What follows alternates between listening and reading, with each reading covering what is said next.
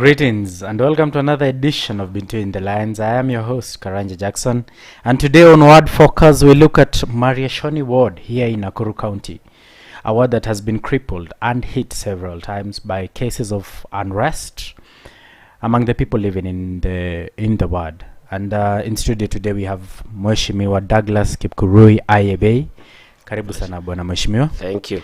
Mr. Ayabei is the member of County Assembly of Mariashoni ward, and he will be helping us discuss what exactly is happening in the said ward and what he is doing especially in addressing this crisis that continues to be witnessed. You can send your comments and suggestions and also your questions using the hashtag Between the Lines on our platforms. That is Nakuru TV on Facebook, Twitter, and on YouTube.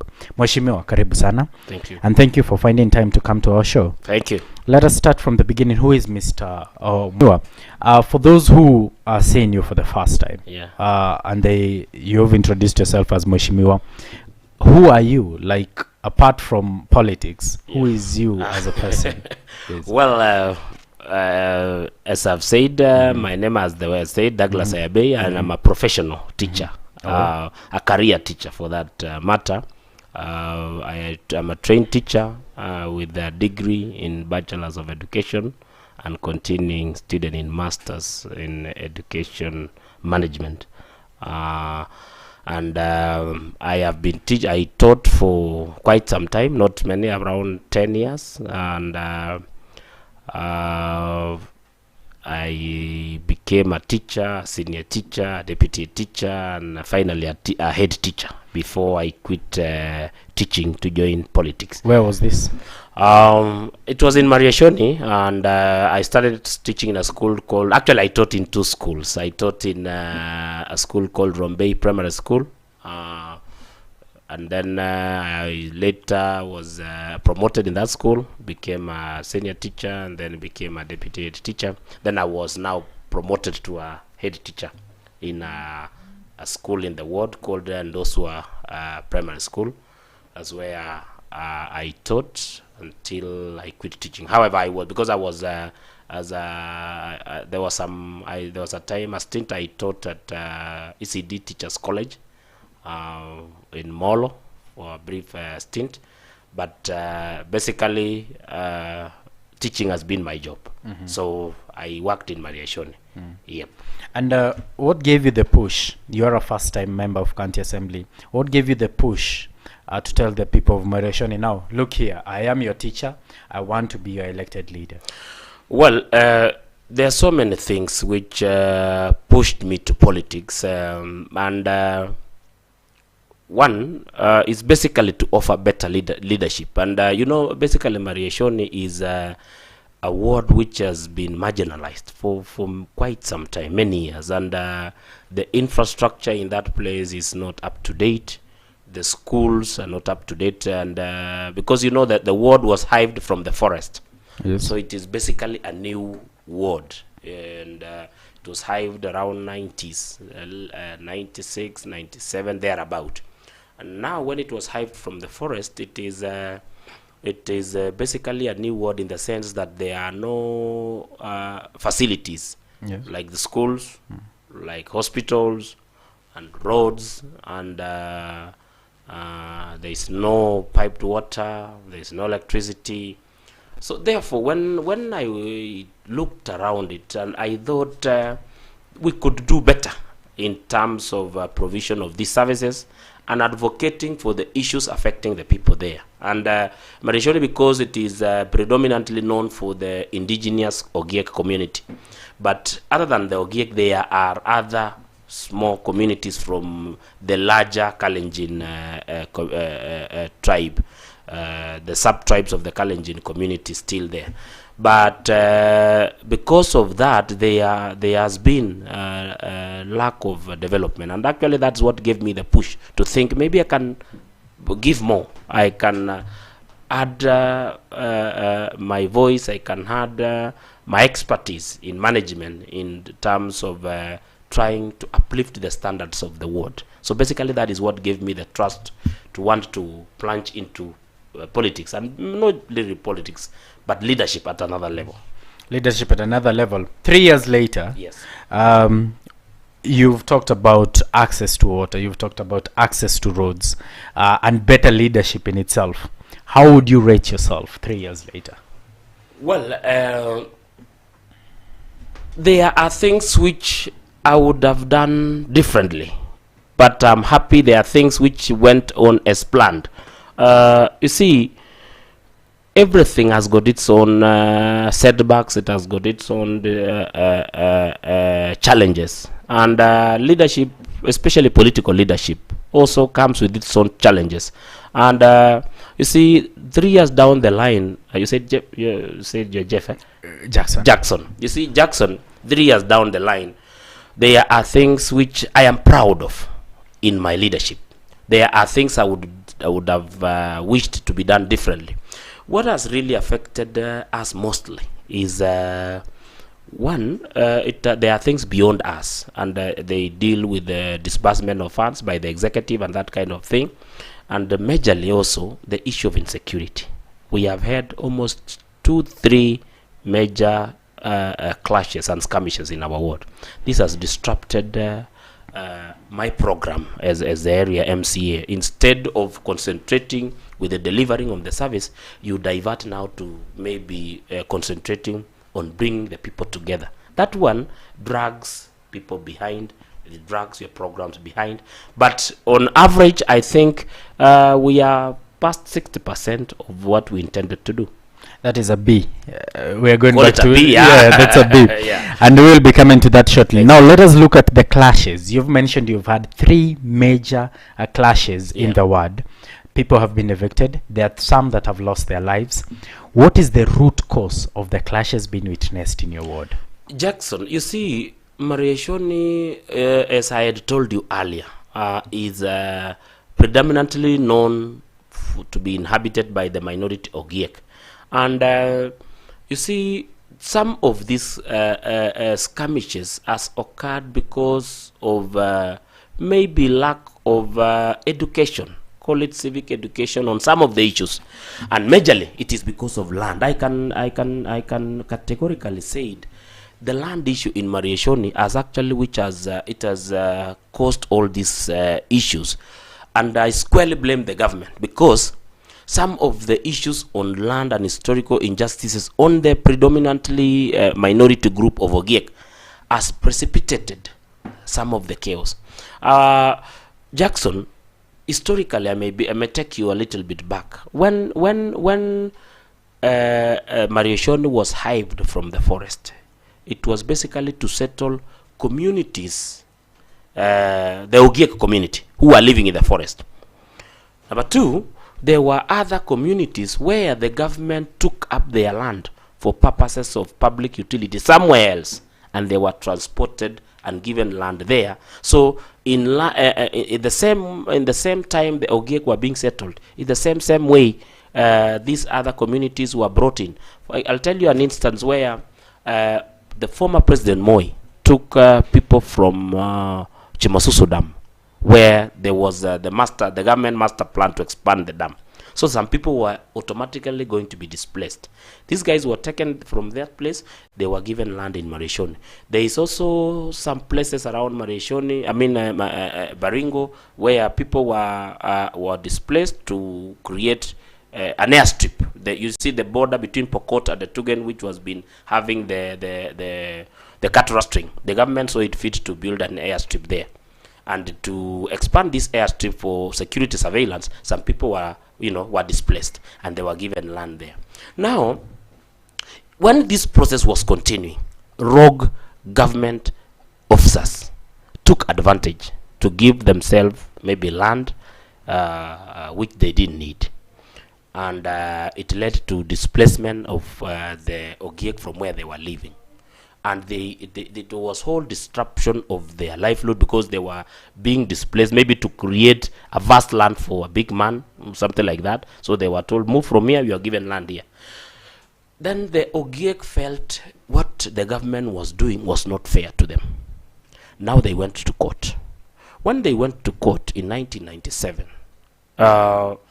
they got a court order stopping any other allocation of land, further allocation of land in Mariashoni and the larger Eastern Mau. That way, when this court order came, it also came with a caveat. Land caveat means nothing should be done in this land. No subdivision, no transfer, no selling, nothing like that. It stopped like that. Now when it stopped like that, people were, increasing. But the land issue was not settled.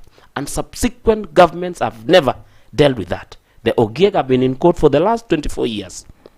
The ruling was made in fact they came where they went from the High Court, they went to the Addis Ababa, they went back to Arusha, the African Court. Finally, a verdict was made in 2015, 2016, thereabout, that the government of Kenya should settle the minority group and stop them, the government should stop evicting them from their homes.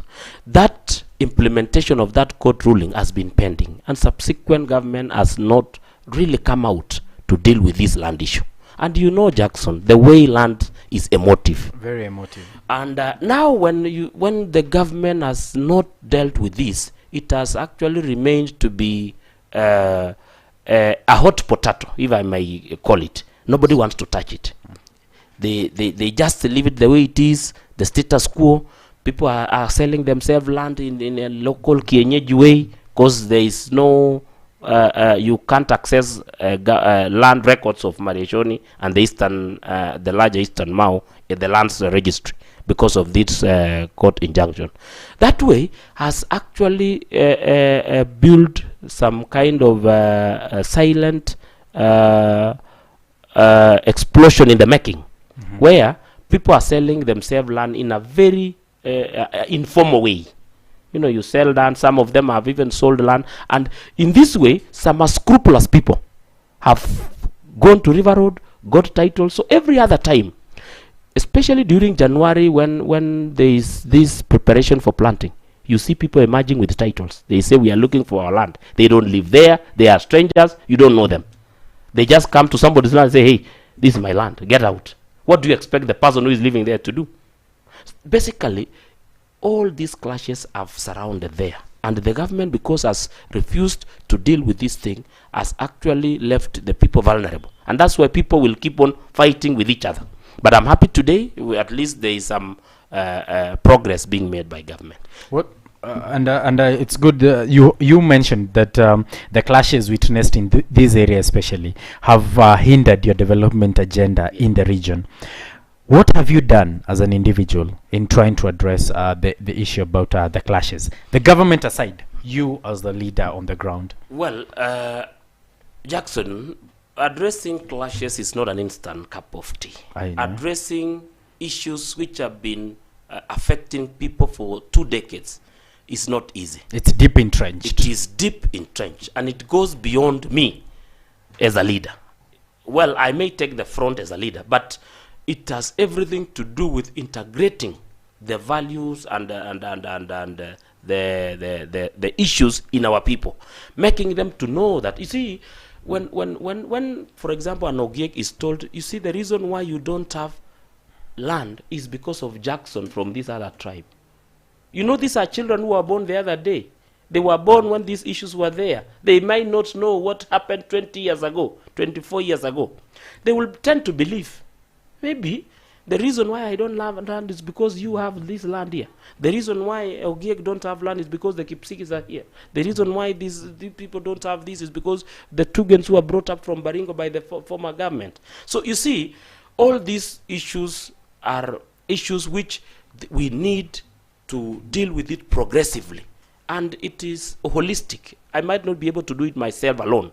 We need the government, we need community leaders from the various sub-tribes, we need even the youth to be involved. And me as a person, I have thought the elephant in the room is to deal with these historical land injustices.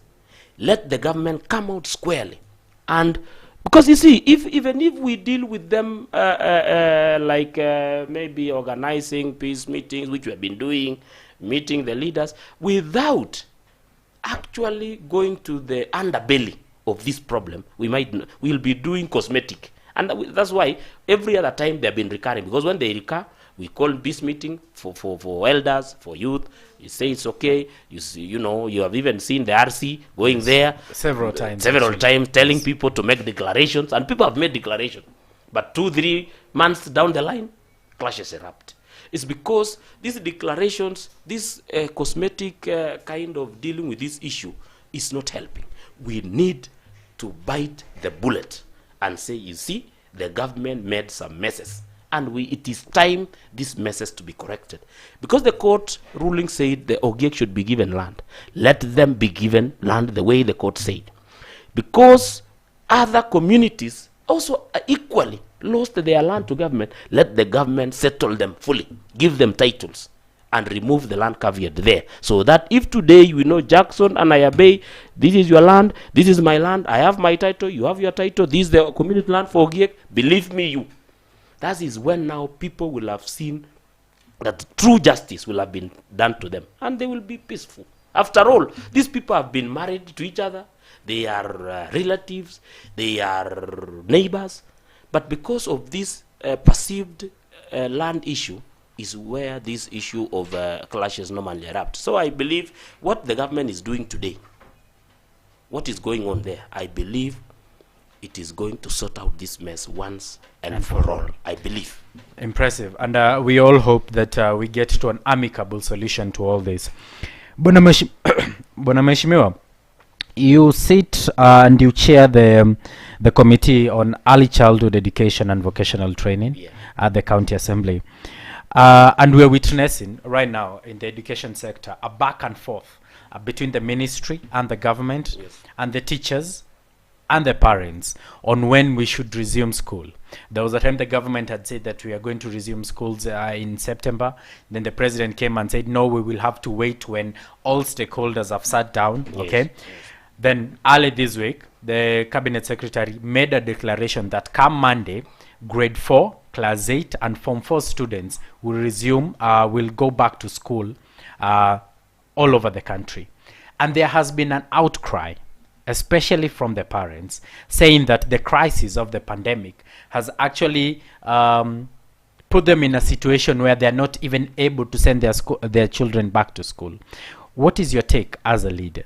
Well, Jackson, as a career teacher and as a professional teacher, I believe, the health and the safety of a child is paramount to anything. It supersedes anything else. You would rather have your child alive at home than send them to get an education and come back when they're dead, right? So as a parent, as a teacher, as a professional, I believe the government should have done more.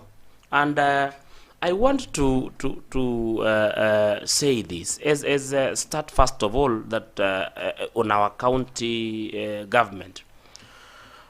Me as education chair in the assembly of Nakuru, we believe first of all, because the mandate of the county government is on early childhood, we believe that one, we are not ready yet to open this school. Because when you are still having cases of diseases, this coronavirus being reported every other day, surely, and you see now the children are at home.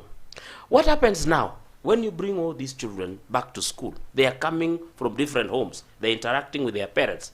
So when you bring them together, really, when we have not really managed to flatten completely the curve on corona, to me, I believe, Jackson, we are not in the right direction. Number two, I want to fault the CS for education on the rushed opening of schools.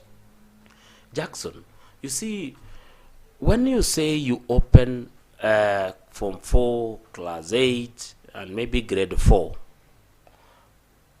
these children, some of them are in boarding schools.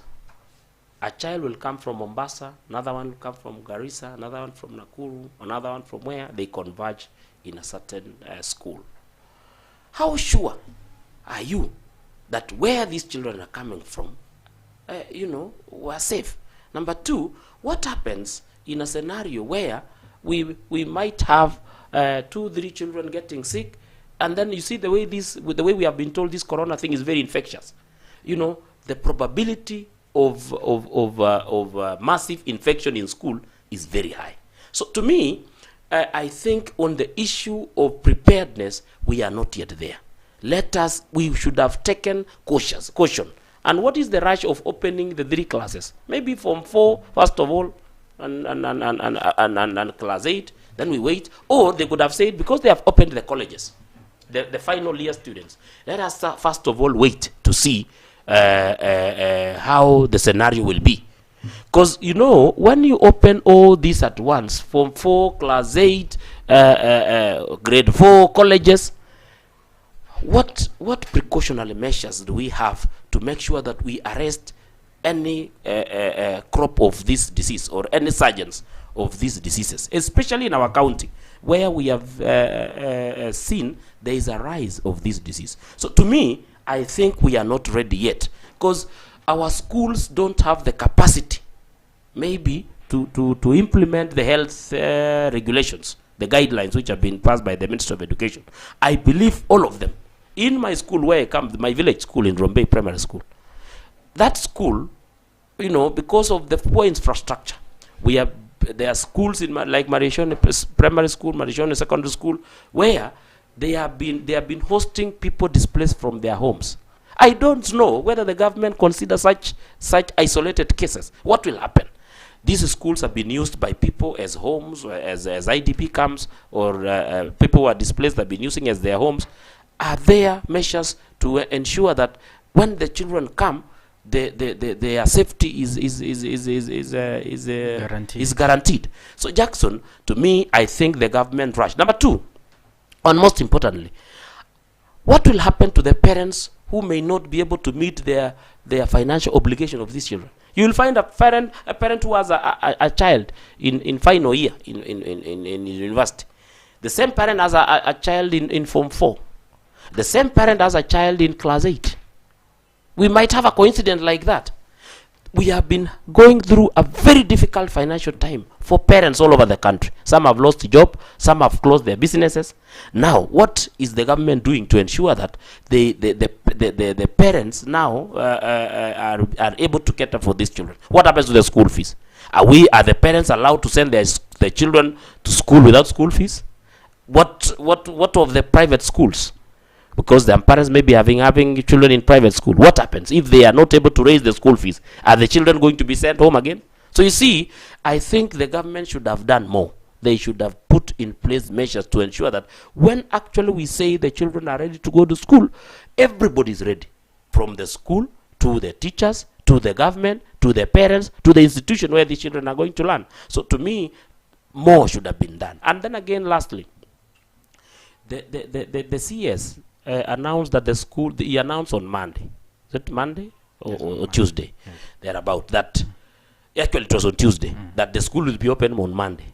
Honestly, these are parents who have been having with their children for the last 7 months. Some of the parents have put the money which they had intended for school fees to other things. Maybe the parent has invested hoping that by January he will have gotten his money to pay school fees. And then all of a sudden you tell them you have 1 week to take the children to school. Surely, you know, the government should be realistic and they should actually feel for children. And I think Professor Makoha might not feel the pain because he may not be going through what some parents are going through. Because I can tell you for a fact, Jackson, believe me, there are parents who might be willing to take back their children to school, but they are not in a capacity to do that. A child who has been home for 7 months needs new uniform. You know that. I don't know whether you're a parent. I'm a parent myself. We have been staying with these children. My son is in grade 4. Yes. I told him yesterday to fit in his school. He can't fit. He needs some new uniform. He needs some new shoes. Assuming you have 2 children or 3 children in the same class, or in those classes which they're supposed to go back to school, and you have only less than a week to prepare for school fees, prepare for uniform and other school utilities. I understand there are also sanitizers to be bought. I understand there are also some masks to be bought. Surely, we could have been fair to these parents and give them adequate notice. There is no harm in saying we have lost the calendar for this year. Let us start in January when everything will be set and parents are given adequate notice. January, all the children are going to school. Schools, prepare your adequate time to prepare for the Ministry of Health guidelines. By January, let's open the school. That way, we would actually be having a systematic way of opening the school. Of opening the schools. Impressive. Now, there was a mention about the rising number of COVID-19, especially in our county of Nakuru. Before, our county was among the counties that were witnessing very low numbers. But we have witnessed a rise in numbers, especially in Nakuru County. Yes. Owing, some have faulted the opening of the country, where now lorries that are plying our routes, passing through several stop points within our county, may have contributed to the rise in numbers. However, do you also think that the members of the public have thrown caution to the wind, stopped wearing masks, stopped sanitizing, and such have you? Jackson, it's true that it's worrying that there are a rise in the cases of corona in our county, and it is so worrying because Nakuru as a county and as a town occupies a very strategic position in the geographical positioning of this country, in the sense that most people traversing the country in one way or another must pass through Nakuru. Yes. Either going towards the western side, yes, or even to the northern Kenya, Lodwar, yes, all that, the Kitale and that kind of thing, yes, and even from neighboring Uganda all the way to. So when we hear a surge of corona in our county, we get worried. There is a very reason to be worried. Number two, the issue of cautiousness among the public actually is true. Some people have thrown caution in the wind. They don't no longer wear masks. They don't do social distance. They don't sanitize. Even they don't wash their hands when they're entering the public places like the supermarket, the hotel, and that kind of thing.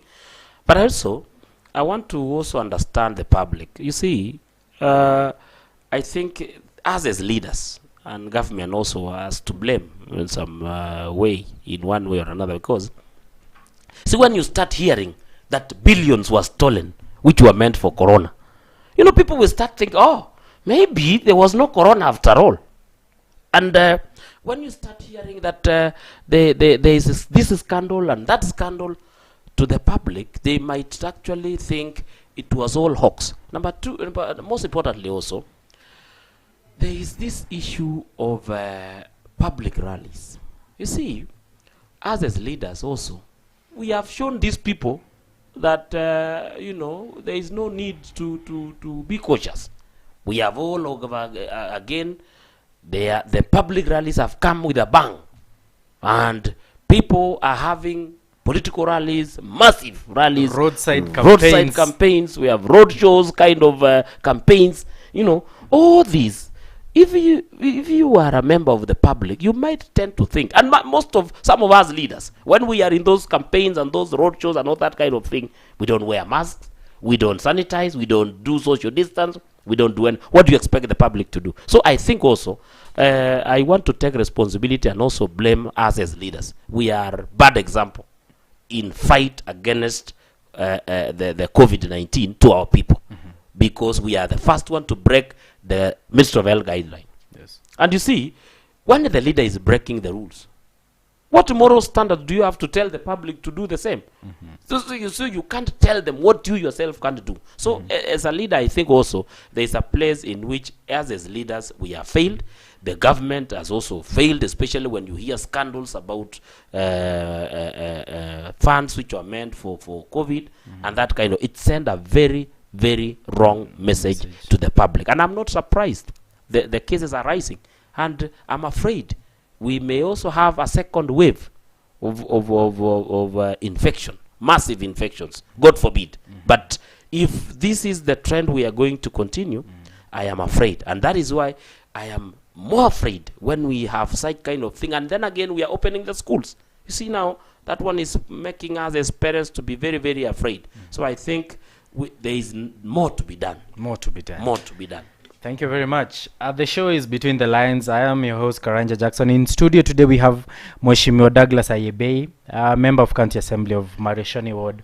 In our special segment, Word Focus. We'll take a small breather. We'll be right back.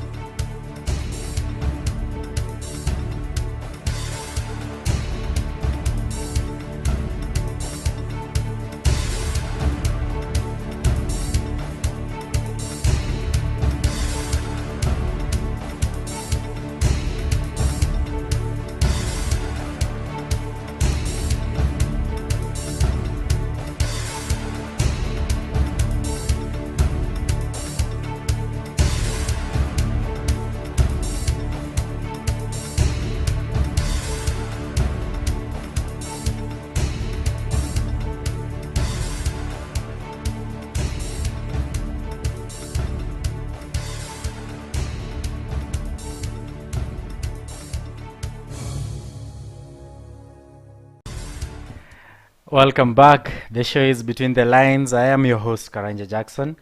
Today on Word Focus, we look at Mariashoni Ward, a ward that has continually been hit by cases of unrest and civil clashes. In studio today, we have Mheshimiwa Douglas Ayabei, who has been helping us understand what exactly is happening in the ward, as well as several things happening in our republic. Keep sending your comments using the hashtag Between the Lines. We shall be sampling them as we continue. Mheshimiwa, before we went for the break, we were talking about politicians. Yes. And the leaders in our country and what the part they are playing. Both in regards to COVID-19 and actually the roadside shows that we are witnessing.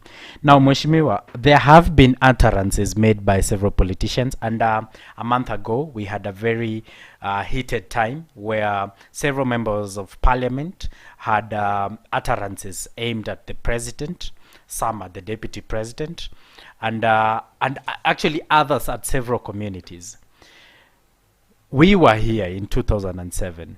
And we watched the trajectory of how things went back then. Mheshimiwa, do you think that we are failing? And if we continue, we may be heading to somewhere very bad?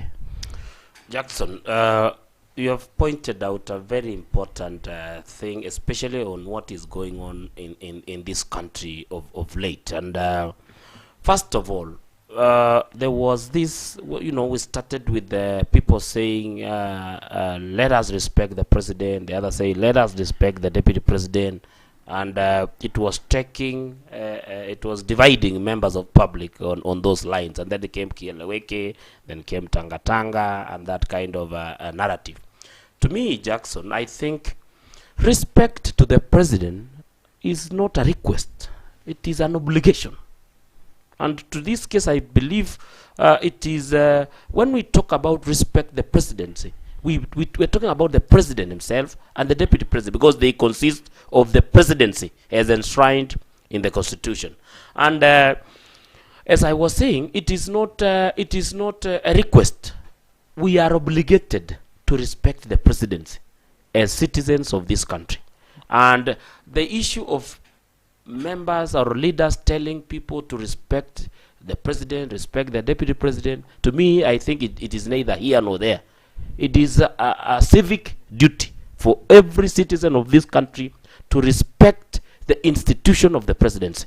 So the respect for president, is not questionable, and therefore there was no need to fight about the respect of president. Number two, the utterances leaders are making and politicians are making of late, it's not going in the right trajectory. Because, when we have seen cases of people making inflammatory statements, Jackson, yes, it is worrying. It is actually worrying. And the way things are going up to the extent of people dying. Mariashoni, we have had fights. We have lost people just the other day. So to me, when I hear places where there are ruptures, there are fracas, there are skirmishes, especially inclined to politics, I get goosebumps. I get really scared, because we were here in 2007. We know what we went through. And no Kenyan would want to go back there. Nobody would want to witness what we witnessed there. No life should be lost for any reason, for it politics, for it any ideology. There is no idea too big to lose life for. There is no there is no political ideology or economic ideology which is too bigger than people's life. The sanctity of life to every Kenyan is paramount, Jackson. And therefore, to me as a leader, I think I want to thank the president for cooling down the temperatures, because we were heading in the wrong direction.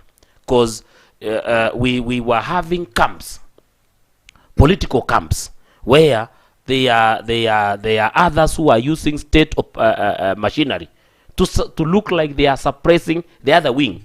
So to me, I think that was wrong. It is wrong, and I thought the president should come out and crack the whip to those who are using state machinery to oppress others, and to others who are provoking the other team. We should have one united country. And I think by the president saying we should cool down the temperatures, we should actually not have heightened political activities in the country, is good. When we talk about cooling down temperatures. We are not saying there is no freedom for assembly. That one is guaranteed in the Constitution. People are free to talk, people are free to gather, people are free to assemble and talk about issues, so long as this assembly, these rallies or meetings should not lead to skirmishes, should not lead to the loss of life. To me, I think if we would rather not have meetings than lose lives, because that way surely we are not helping matters by going to functions where people start losing lives.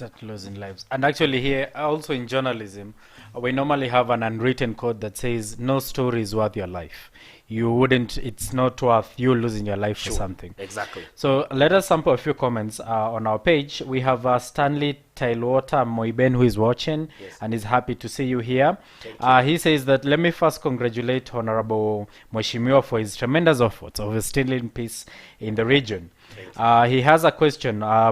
What is your view concerning other communities coming out to also claim compensation on resettlement in Mariashoni? Jackson, that's I don't know whether you understand. I understand what he's asking. And there are, you see, I told you earlier, the issue of land in Mariashoni, the government is willing to deal with it once and for all. And I'm happy. And I really want to thank the president for having come out. He actually has formed a team of cabinet secretaries, 4 of them. The cabinet interior, cabinet for lands, cabinet for secretary for environment, together with the RC here. The president has mandated them to go and deal with the land issues on not only Mariashoni, but the larger Eastern Ma once and for all, settle the people and give them titles, let them live like Kenyans. Now, there is also another angle where there were communities living in the forest in the colonial era and past the colonial era, were working in the forest, and there were camps in the forest, but they were still workers in the forest. Now, there came a time when the government said everybody to get out of the forest. And some communities from Mariashoni came out, and some are living in Elbagon, some are living in Njoro, and that kind of thing. And they've been living there for all that time up to today. And these are the communities, I think, what Moiben is asking. They are now coming to say, since the government is resettling these ones, they should also resettle us. To me, I think they have a right to claim for resettlement, not necessarily in Mariashoni, but anywhere else the government can give them land or compensation. To me, I don't think that's an issue, because demanding for your rights is your right. You are entitled to it. Because if the government evicted you from the forest, then I think it's wrong. It's right. You can demand. The only problem I have is when you start, when they say this one should not be given because I've not been given. That one is wrong. That one is wrong. And I think they are not, those communities are not taking that trajectory of saying, because Jackson has wants to be given, he should not be given until I'm given. You see, now we cannot make that kind of argument. Just go and tell the government, give us our right. Whether he's giving Jackson or the other person, that's none of my business. My business is I want my right. So, because when we start saying we should not be giving this community until we get this, we are actually inciting communities against other communities, which is wrong. So I think those communities which are requesting for their rights is okay, so long as they don't impede on the rights of others. Yes. Thank you, Mheshimiwa. So we have Mildred Wandia, who is watching and is very happy with what you're doing. Margaret Gutu has a question. Mheshimiwa, what are you doing to ensure that the youth in Mariashoni are involved in meaningful activities and shun being used in tribal chaos? Yeah, that's a very, very important question from Gutu. You said Winnie? Margaret Gutu. Yes. And Jackson, it is true what Margaret is saying. You know, the people who are being used during skirmishes, during fights, are majorly the youth. Yes. And In Mariashoni, we are organizing ourselves with the youth groups. In this financial year, I have put a budget of around 3 million for youth empowerment, and the vote is just entitled youth empowerment. We have not really sat out to see the kind of because there are singers who wants to record their songs. There are others who wants to be involved in farming. There are others who wants to involve in small scale business, borders, others hairdressing. So we are trying to bring up I'm trying to organize a youth week, maybe later this year, bring the youth together, bring proposals on how they want them to be assisted, the border guys, the ones who are singing, so that way we can be able now to empower each one of them differently in their own ability, where they feel they suit better. Thank you very much. Thank you, Maggie Kiruki, who is watching. We have Kigzeli, who is watching from Nyamira and has a question. Mheshimiwa, what is your take on the KK's meeting in Elbagon concerning the Mau issue? Well, I think that is exactly what Moiben's was asking about. Communities asking for also their compensation because they were evicted from the forest, and that's why I said so long as they don't now impede on the others, no problem. Okay. Yeah. I see Mildred Mwai, who is watching, says kazi safi mheshimiwa. We have Elias, who is watching from Nairobi, as a question. Mheshimiwa, what are you doing to help the marginalized communities? Well, as I had said earlier, the issue of the marginalized community around land. If we have not been able to tackle the land issue for the marginalized groups, we cannot start talking of any other empowerment. First of all, let them have a home. You see, the Ogiek and the marginalized community of the Mau, basically, most of them don't have a permanent home because they are living in the forest. The government has not actually come out to settle them, to tell them, this is your home. So you see, these people, they are marginalized in the sense that they don't have a permanent, you Jackson today, you wake up and say, oh, I'm going to wherever you come from, yes, in this part of the country to visit your parents, and that's your rural home. Yes. They have been there for ages. But for the Ogiek community, they have not been able to have that kind of privilege. And the government is coming out to settle. So if we have been able to deal with the issue of settlement of the Ogiek community, the land issue, other things will start rolling. Yes. Okay, we have Mwai, who is also watching, says that this is a good discussion. Our leaders need to be actively involved in peace building.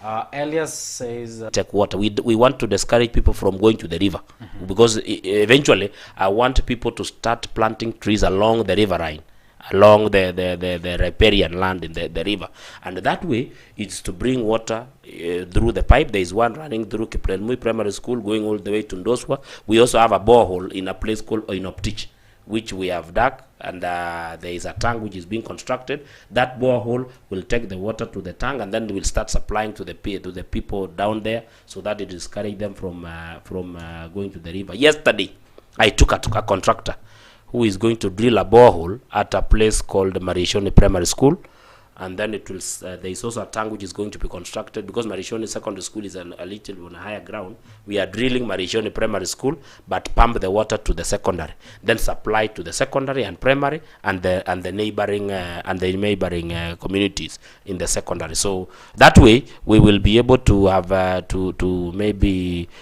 give them clean water. We also have plans to open up, because when I was elected, we only had one dispensary, actually Mariashoni Health Center. Today we have 4 of them, though 2 are functional. We were supposed to open up the third one, but because of the skirmishes, it slowed down the issue of opening the Kapsinendet Health Center. We are still have challenges with the issue of roads. We have real big challenge with the issue of roads, and the roads which are classified as Kera in my ward have not been done well, and we will do something with the Mheshimiwa, but the county government has brought pressure program, and we are planning to bring pressure program this year towards the end, because Mariashoni is a very high it's a high potential, and rains normally comes throughout the year. We only have a very short window of preparing roads, maybe from like October all the way to January, February there. All the other time it is raining, and therefore I've put in measures to ensure that this dry season, starting from November going towards January, we will have a whole program of ensuring that we prepare our roads. So we are working on them, but progressively we will head somewhere. You see, Rome was not built on one day. Yeah. Danes Oletumaina says is also watching. Kongole Mheshimiwa. Asante. Keep sending in your comments and questions. We shall be sampling them as we continue. Those who are joining us right now, the show is Between the Lines. Our host today, our guest today rather, is Mheshimiwa Douglas Ayabei, a member of County Assembly from Mariashoni Ward. And we've been discussing a lot of issues surrounding the ward that previously has been hit several times by clashes witnessed within the area. Now, Mheshimiwa, your ward has a cultural center. Yes. Which is actually meant to help the people of this area. Yes. In your 3 years in leadership, what have you done to ensure that the center serves the people of this ward as it is intended? Jackson, it's true we have a cultural center, which is Ogiek Cultural Center in Mariashoni, and this was started by the Mariashoni Community Development Action Group, and it has been supported by many donors.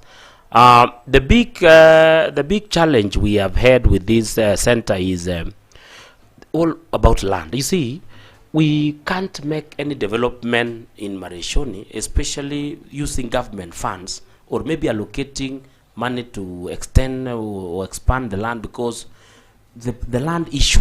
We have land caveat, we have some issues to do with titling, and therefore it has really slightly hampered a lot of our progress and involvement as a government in this cultural center.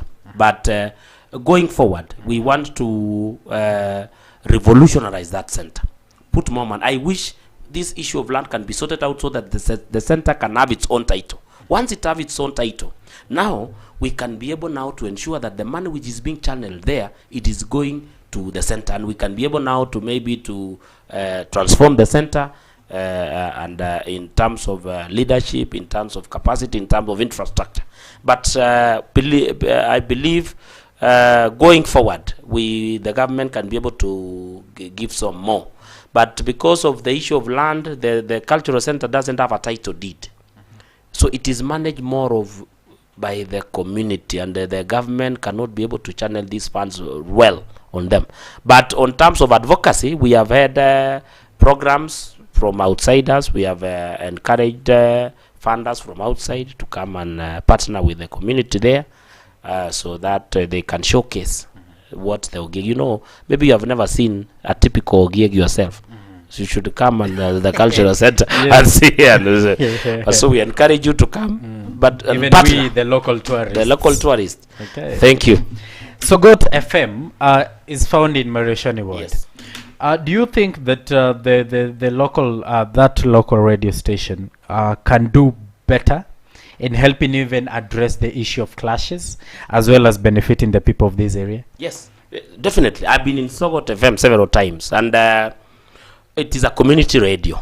It's a community radio, and it is because the coverage is within the Mariashoni and not actually part of Mariashoni. I believe with the more capacity building, that radio FM, that community radio can transform that place, and I am intending to partner with them, because going forward, you know, it's a community, so sometimes funding of this might be a challenge by the government. But me, in my own right as a leader, going forward, I'm intending to capacity build even the presenters, because maybe they need to be enhanced with the appropriate knowledge and training, and capacity build them.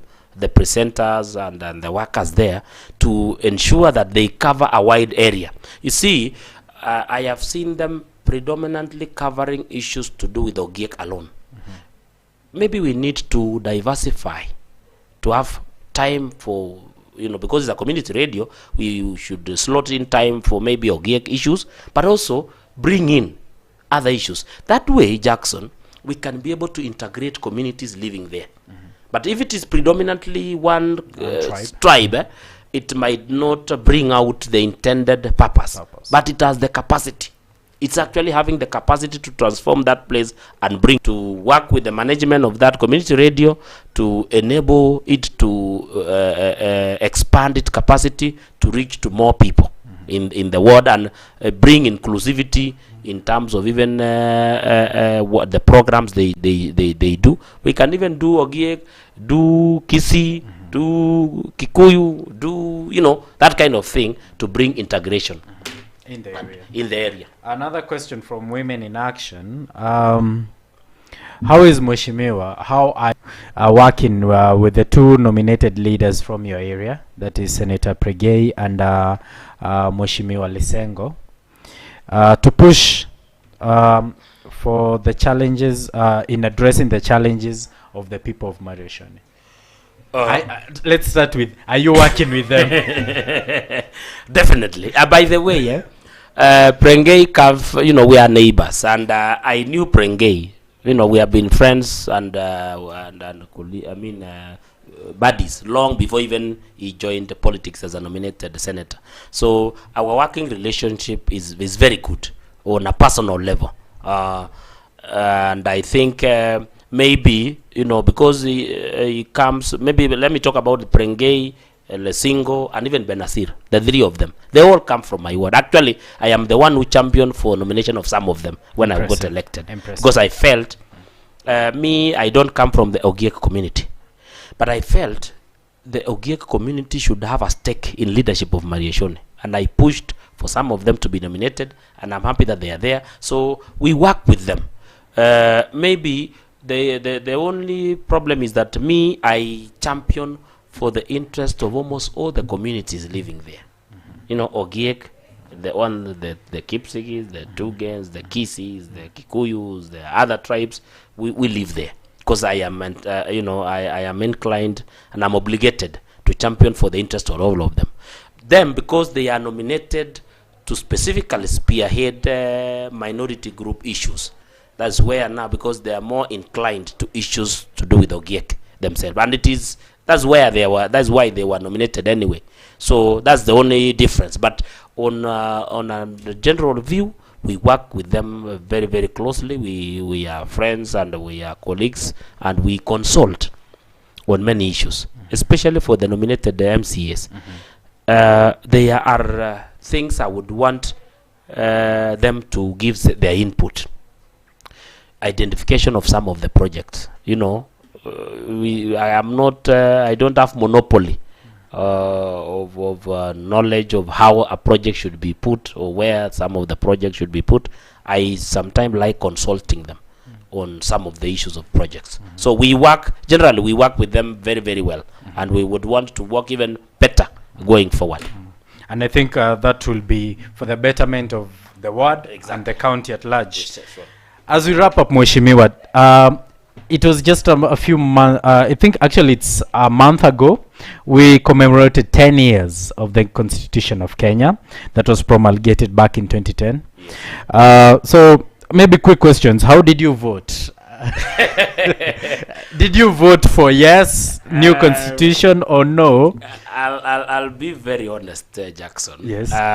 It was in August, I remember. Yes, August 2010. August 2010. And when I participated in the campaigns, yes, but I didn't have opportunity to vote because by that time I was in school in Uganda. Okay. So I was in Uganda, but I was following them closely. I wanted the best for this country, and I wanted the constitution to pass, and it passed. So I didn't vote per se, but I was because I was out of the country then. But it went the way I wanted, and I was happy. Yes. 10 years down the line, this about 2 months ago, we commemorated 10 years of the Constitution, and there has been clamor to say, some say to kubadilisha katiba, we need to change the constitution, we need to rectify some of the issues, we need to do what. I will put it this way, Jackson. As a leader in the devolved unit of government, I believe we have not done more to implement this constitution. Because the spirit of the constitution of 2010 Kenyan constitution is very good. The intention of the crafters and the writers of that constitution, of this constitution we have today, they had very good intentions for this country. But the implementers have derailed this constitution. As in the devolved unit, we have not fully devolved the constitution. That is why today, Jackson, do you know, as we are talking today, no money has been channeled to the counties. 3 months after the budget was passed, because there were issues about the allocation in the Senate. After several attempts, I think 12 of them, eventually the president intervened, and the formula was passed. Yes. Even after the formula was passed, there was still there is still some laxity in the national government to make sure the funds actually hits the accounts of the counties. So today, the functions of the devolved unit are crippled. To me, that is a very big affront and insult to the constitution. Is when the national government doesn't release funds to the county government, it is doing an injustice to that small farmer in Mariashoni, where we have identified a certain road to be constructed. But because there are no funds from the national government, that contractor has not come to construct that road. Yes. So to me, I think we should have concentrated our energies more to ensuring that this constitution is fully implemented, especially on the devolved functions. Some of our devolved functions are still limping. They are wobbling. They have not actually been put to their full potential. The agriculture, the water sector, the health sector. So to me, I think the clamor should have not been about changing the constitution, but implementing and entrenching the constitution, especially devolving it to the lowest function. Because if there is anything which good for this country, it is devolution. Devolution is the best thing to have ever happened to this country. And you see, in the previous constitution, you needed the president to come to your ward to say, oh, kuna barabara hapa nimekuja, haya, tengenezeni lami.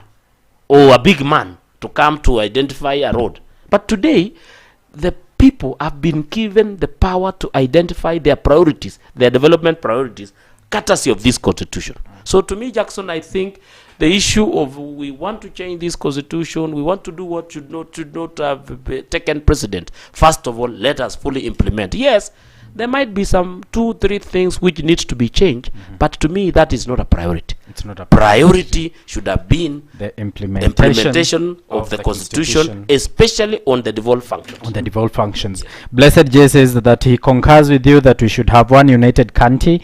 Yasmin Charles Jr. has been watching from Marsabit. Thank you. Closing remarks, Mheshimiwa. What do you want to tell the people of Mariashoni and the country at large? Thank you, Jackson. I want to tell the people of Mariashoni, one, we should be united. This issue of Mariashoni being heard about tribal clashes, and when anytime the name Mariashoni comes out, somebody thinks of clashes, should be something of the past. We should agree. And I want to urge my people, let us agree to work together, stay together as a community, stay together with peace. After all, we are brothers, we are sisters, we are relatives, we are married each other, we are neighbors. So I want to urge my people, let us always embrace peace, because as you have seen, skirmishes, fights can be very, very expensive, and they have been expensive. So why would we rather go for a very expensive thing when we have a very good thing of staying together and working together? That thing is for even the land we are fighting for. And because the government has come up with wanting to give solution, I want to urge my people to embrace peace. Number two, I want to say let us now embrace the programs of development we have. Because without peace, the plans me as a leader I have for you people from Mariashoni cannot be implemented. I need you for us to implement this project. We need a peaceful environment to implement the development programs we have for you.